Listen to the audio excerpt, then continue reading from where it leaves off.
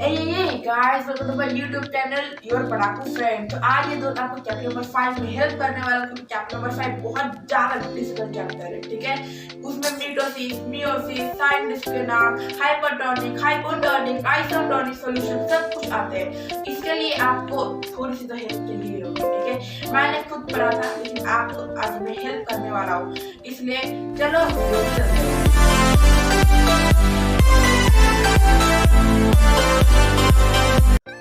तो हेलो दोस्तों, तो पिछले वाले चैप्टर में हमने पढ़ लिया था सेल के ऑर्गेनेल्स के बारे में, न्यूक्लियस के बारे में, साइटोप्लाज्म के बारे में और सेल मेम्ब्रेन, सेल वॉल के बारे में।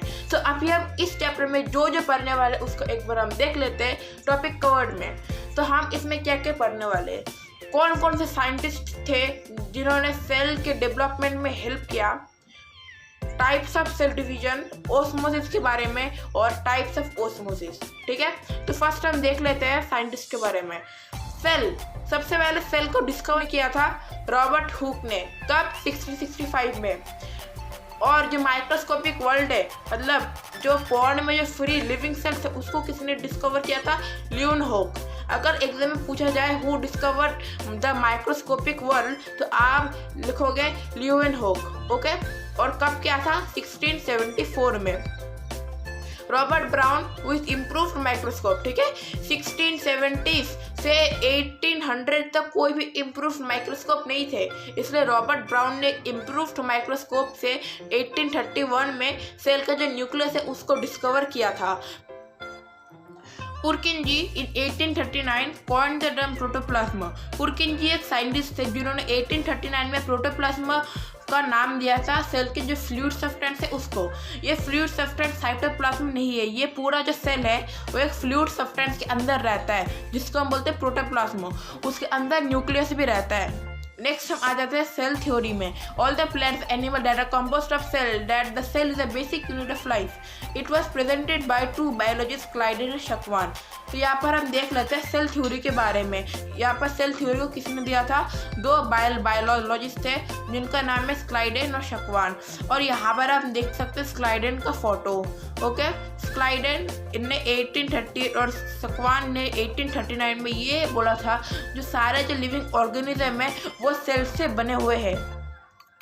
नेक्स्ट हम आ जाते हैं सेल थ्योरी, और एक सेल थ्योरी है जिसने वर्चाउ ने दिया था जो सारे जो सेल है वो इंडिविजुअल एग्जिस्टिंग जो सेल पहले से उन्हीं से ही पनप्त हुए हैं। फॉर एग्जांपल सेल डिवीजन, जैसे हमारा अगर कोई भी चीज़ कट जाता है तो वो चीज़ एग्जिस्टिंग जो सेल है वो डिवाइड होकर ही उसको ठीक करते हैं। हम अभी आ जाते हैं ओस्मोसिस के बारे में। ओस्मोसिस के कुल 3 टाइप होते हैं। सबसे पहले ओस्मोसिस की परिभाषा जान लेते हैं। Osmosis is a special case of diffusion. Diffusion को क्या बोलते हैं, डिफ्यूजन क्या होता है, डिफ्यूजन वो होता है जब कोई भी सब्सटेंस हाई कॉन्सेंट्रेशन से लो कॉन्सेंट्रेशन में जाती है। फॉर एग्जाम्पल एयर, जो विंड की जो मूवमेंट है वो की होती है जहाँ पर एयर का कॉन्सेंट्रेशन हाई है और जहाँ पर एयर का कॉन्सेंट्रेशन लो है, ठीक है। तो वो जो हाई कॉन्सेंट्रेशन है वहाँ से एयर लो कॉन्सेंट्रेशन में चला जाता है, इसलिए विंड की मूवमेंट होती है। तो ओस्मोसिस की 3 टाइप होते हैं।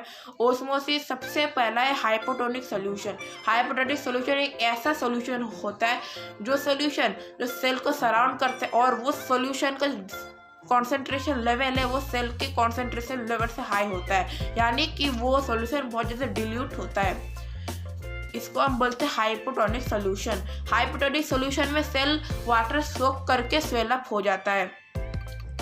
नेक्स्ट हम आ जाते हैं आइसोटोनिक सॉल्यूशन। आइसोटोनिक सॉल्यूशन में सेल के अंदर का कॉन्सेंट्रेशन और सेल के बाहर का कॉन्सेंट्रेशन दोनों बराबर होते हैं, इसलिए इक्वल अमाउंट में वाटर ट्रैवल करता है, इसलिए सेल का जो साइज है उसमें कोई चेंज नहीं होता है। नेक्स्ट आ जाते हैं हाइपरटोनिक सॉल्यूशन। हाइपरटोनिक सॉल्यूशन में सेल श्रिंक होता है क्योंकि सेल के अंदर का कॉन्सेंट्रेशन ज़्यादा होता है और बाहर का कॉन्सेंट्रेशन कम होता है, तो सेल के अंदर से वाटर बाहर जाता है। नेक्स्ट आ जाता है सेल डिवीजन, ये लास्ट पार्ट है। द सेल डिवीजन के 2 टाइप होते हैं, एक है मिटोसिस और एक मियोसिस। मिटोसिस में जो सेल होते हैं वो टिश्यू को रिपेयर करने के लिए डिवाइड होते हैं। मिटोसिस में सेल जो मदर सेल है वो 2 डॉटर सेल में डिवाइड होता है और दोनों जो डॉटर सेल है उसमें इक्वल नंबर ऑफ क्रोमोसोम रहते हैं मदर सेल के जैसे। समझ लो, अगर मदर सेल में 2 क्रोमोसोम है तो डॉटर सेल में भी 2 क्रोमोसोम होंगे।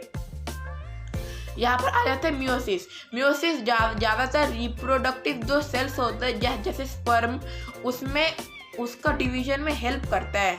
जैसे कि अगर स्पर्म है, स्पर्म को प्रोड्यूस करने के लिए स्पर्म को डिवाइड होना पड़ता है और उस जो डिवीजन का प्रोसेस है उसको हम बोलते हैं मीटोसिस। ठीक है, मीटोसिस में जो मदर सेल है वो 4 डॉटर सेल में कन्वर्ट होती है और जो डॉटर सेल होता है उसमें एग्जैक्टली मदर सेल का हाफ क्रोमोसोम रहता है। फॉर एग्जांपल, एक ह्यूमन स्पर्म सेल में 23 पेयर्स ऑफ क्रोमोसोम यानी 46 क्रोमोसोम रहते हैं और अगर हम उसको डिवाइड कर दे तो एक नॉर्मल ह्यूमन सेल का जो डॉटर सेल होता है उसमें 23 क्रोमोसोम्स होंगे। फिर वो जो ह्यूमन और जो मेल और फीमेल के क्रोमोसोम ऐड होने के बाद फिर हो जाते हैं 23 पेयर्स यानी 46। आशा करता हूँ आपको ये वाला एक्सप्लेनेशन पसंद आया होगा। आपको ये PDF का लिंक नीचे डिस्क्रिप्शन में मिल जाएगा। प्लीज़ मेरे चैनल को सब्सक्राइब करना। Thank you for watching.